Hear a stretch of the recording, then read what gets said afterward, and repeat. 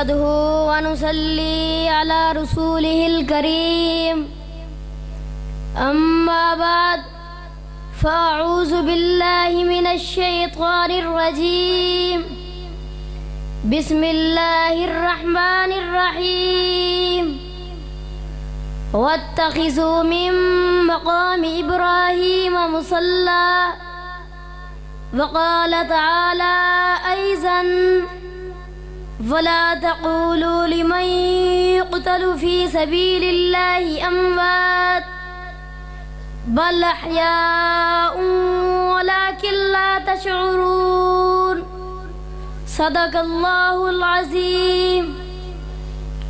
نہ سر جھکا کے جیے نہ منہ چھپا کے جیے، نہ سر جھکا کے جیے نہ منہ چھپا کے جیے، ستم گروں کی نظروں میں نظریں ملا کے جیے.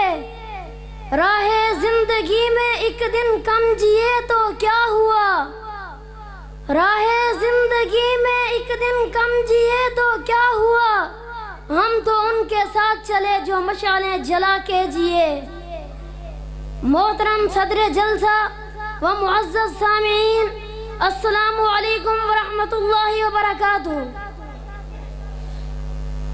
آج میری تقریر کا موضوع بڑا ہی اہم، اکرم، اعظم، اشرف، افضل و اعلیٰ و بالا ہے، جو مراد پیغمبر، دعائے نبی کا ثمرہ، انتخاب پروردگار، سسر سید الابرار، دماد حیدر قرار، نوع انس کے انتہائی غمخوار، اللہ کی سرزمین پر الہی نظام قائم کرنے والے، نہایت خوش قسمت و باوقار، اپنے عہد و پیمان کے باوثوق وفادار، امام المسلمین، امیر المؤمنین، رأس المتقین، سیدنا عمر فاروق کے سیرت مبارکہ کے عنوان سے معنون ہے. سامعین گرامی، عمر فاروق ہی وہ واحد شخص ہیں جو آئے بھی قرآن پڑھتے ہوئے، روانہ ہوئے تو بھی قرآن. ایک طرف نبی آخر الزمان عمر کے حق میں دعا فرما رہے ہیں، دوسری طرف عمر آپ کے قتل کے لیے نکل پڑے ہیں. رب علیم عرش کی کرسی پر بیٹھا مسکرا رہا ہے کہ اے عمر، تو میرے پیارے نبی کو قتل کرنے نہیں بلکہ خود اس کی خاطر قتل کروانے نکلا ہے. محترم سامعین، سید الابرار صلی اللہ علیہ وسلم نے دعا کی، اللہم اعز الاسلام بہاد العمرین، اے اللہ تو انتخاب کر ابو جہل کو مسلمان کر یا ابن خطاب کو. میں سمجھتا ہوں میرے نبی نے عمر کو نہیں مانگا، اسلام کی طاقت کو مانگا. اللہم اعز الاسلام، اے عرش والے اسلام کو عزت عطا فرما. میرے محبوب نے دعا کی، مولا انتخاب تیرے ذمہ، جواب تیرے ذمہ اور مانگنا میرے ذمہ. مولا ابو جہل کو مسلمان کر یا ابن خطاب کو.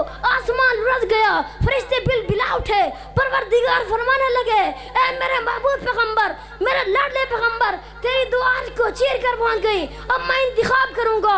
میں نے ابو جہل کے دل کو دیکھا، وہ مردہ، افسردہ، زندگی، بے دین، بدترین، لعین ہے، وہ تیرا دشمن ہے.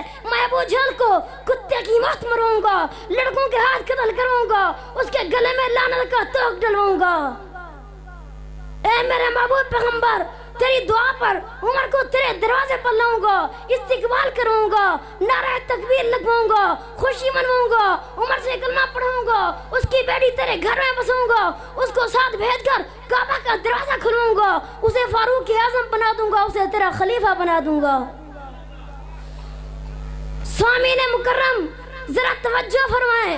خلیل نے دعا کی، حضور تشریف لائے. میرے دل پر نے دعا کی تو فاروق تشریف لائے. خلیل کا مدعا حضور انور، پیغمبر کا مدعا سیدنا عمر، جس کو خلیل نے مانگا 5000 سال کے بعد آیا.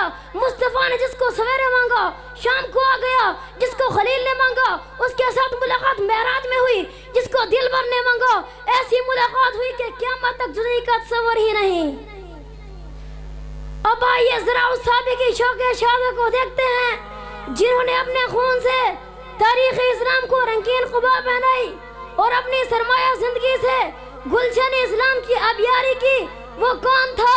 وہ فاروق اعظم تھے جو یہ دعا کرتے تھے، اللہم ارزقنی شہادتاً فی سبیلک واجعل موتی فی بلد رسولک کون فاروق اعظم؟ وہ فاروق اعظم جن کی نام کی ہیبت سے آج بھی ایرانی طاغوت کے فرزندوں کو حرام کیے دیتی ہے.